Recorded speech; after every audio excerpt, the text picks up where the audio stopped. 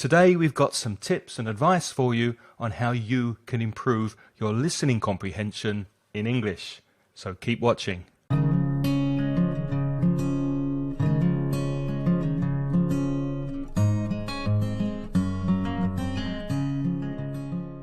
If you're not living in a country where English is spoken around you, like the UK or the US, it is difficult to improve your listening comprehension. So what can you do? Well, the answer is quite simple. You need to listen to as much English as possible and also from different sources. Of course, you can listen to the news in English. You've got channels like the BBC, CNN, VOA, the Voice of America.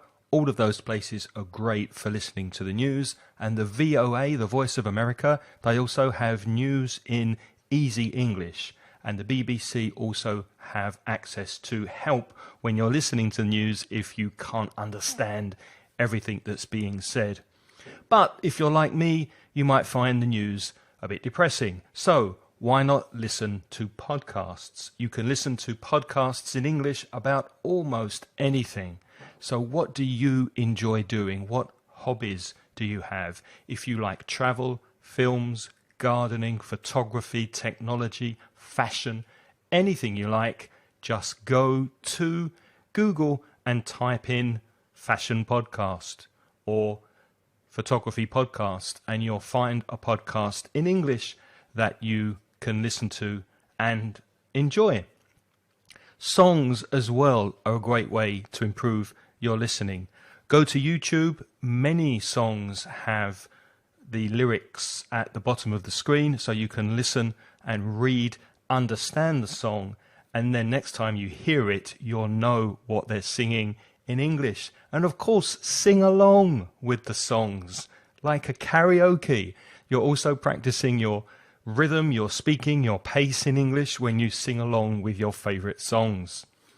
Audiobooks. Maybe you don't have time to read. Maybe you like to listen in the gym when you're doing exercise or walking the dog. That's great for podcasts, but it's also very good to listen to audiobooks in English. Maybe you've read a book in your language that you really enjoy. Why not listen to it in English also? That will improve your listening skills. And of course, TV series, films, and YouTube.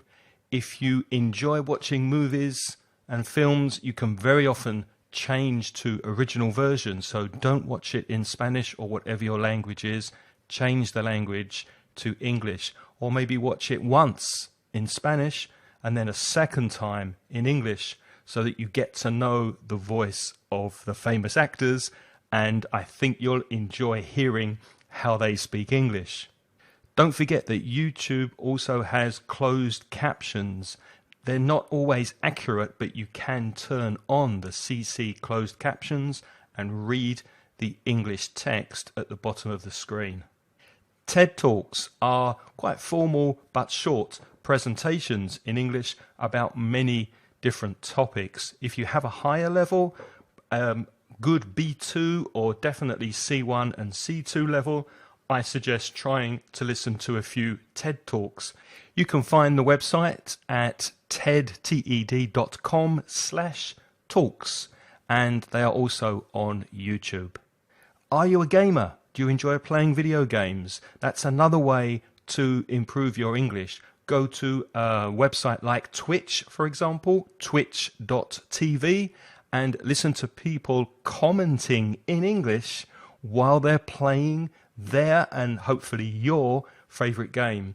So if you do like gaming and computer games, video games, that's a great way to be listening to English and also doing something that you enjoy. Multitask with your mobile phone. If you're very busy and you don't have time to sit and study English, you can use your mobile phone to listen to anything that's on the internet while you're doing something else. So when you're walking the dog, when you're at the gym, on the bus, driving, whatever you're doing, make sure you're listening to English and make the best use of your time.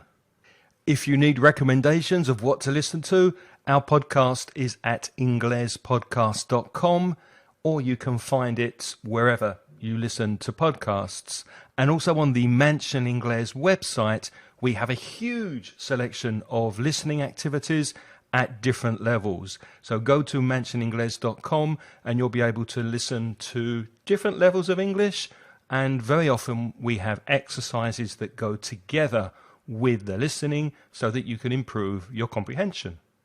I suggest you listen to slightly above your English level. So maybe it's a little bit difficult for you, but it's better to be a little bit difficult than too easy. Also, many audio players on your mobile phone and on your computer or tablet have a function that can slow down the audio a little. So if you do enjoy a podcast, but maybe it's a bit too difficult, you can slow it down a little to make sure you catch more of what they're saying. And that's also available on YouTube, so you can adjust the playback speed to make sure that you're understanding what you're listening to, and when you feel more confident, speed it up. Also, listen more than once, especially if you really like the content, what you're listening to. Most exams give you twice 2 listening opportunities, so why not listen to your content at least twice, especially if you're preparing for an exam. Many podcasts these days also come with transcripts, so you can read the text at the same time that you're listening. That's also true of the exercises on our webpage, so you can listen and focus in on how English is pronounced. Listen for those weak forms, listen for connected speech, listen for words that are stressed, words that are not stressed. So focusing on the transcript will really help you notice how English is pronounced, and it's not the same sometimes as you see it written on the page. Maybe you use voice assistants like Siri, Alexa, Cortana, Google Voice. Well, you're probably using them in your language. Why not change it to English? And if the device cannot understand everything you say, you need to improve your pronunciation. That's a great way to speak clearly and to speak a little more like a native speaker. And you can also have conversations with these electronic devices in English. So if you have that function and it's in most mobile phones these days, why not take advantage of it, change it to English and start speaking to your phone?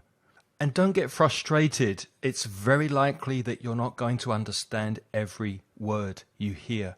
Don't worry. It's very similar to reading. You might read a text and there may be some words you don't know, but very often you can guess the word from the context, from the words around it. So when you're listening to English, it may be a little difficult.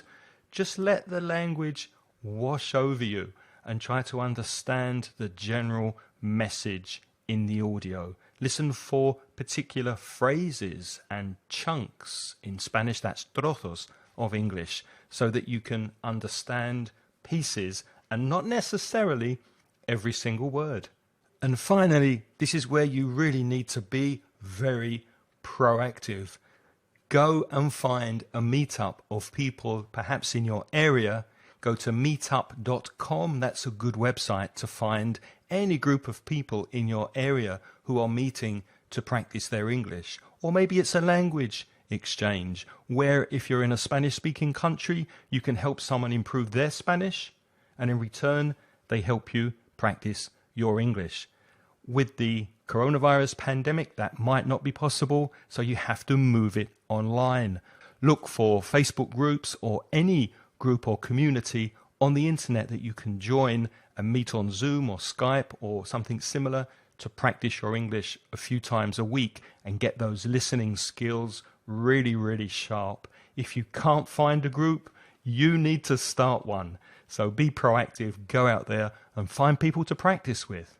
So keep on practicing, keep listening, and most of all, be proactive with your listening, and it will improve over time.